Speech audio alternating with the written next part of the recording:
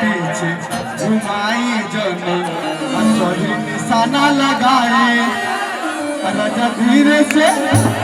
असैया धीरे से कमर हिलाई खटिया राजा धीरे से कमर हिलाई खटिया टूट जाए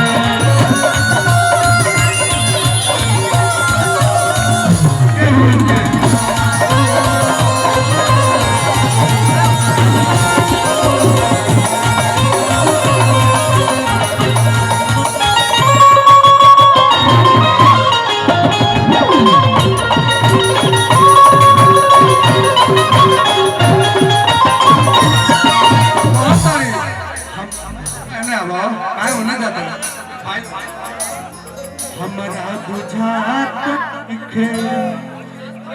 का करेली कहतरी हमरा बुझात नइखे आई का करेली केहू न जाने पाई काहे डरेली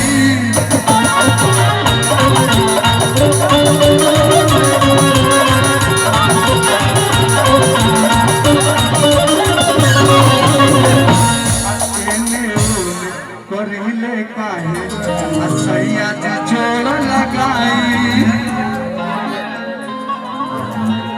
एने ओने करीले काहे सैया जी जोड़ लगाई राजा धीरे से सैया धीरे से कमर हिलाई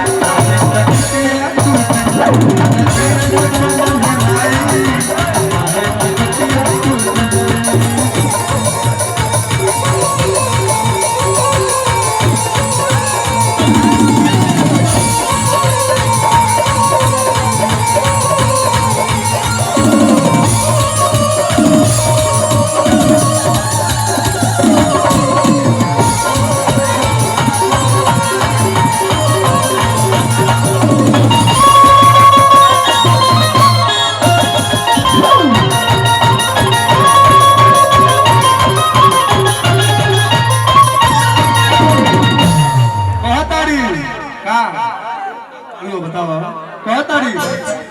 ओही जगहिया सैया तेलवा लगाई और कहतरी का कथा सुनो ओही जगहिया सैया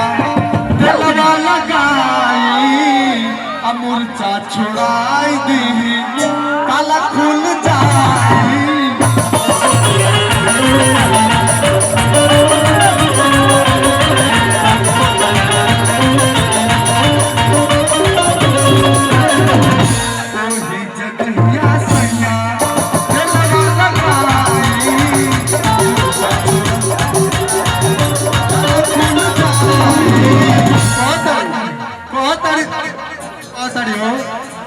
मनवा के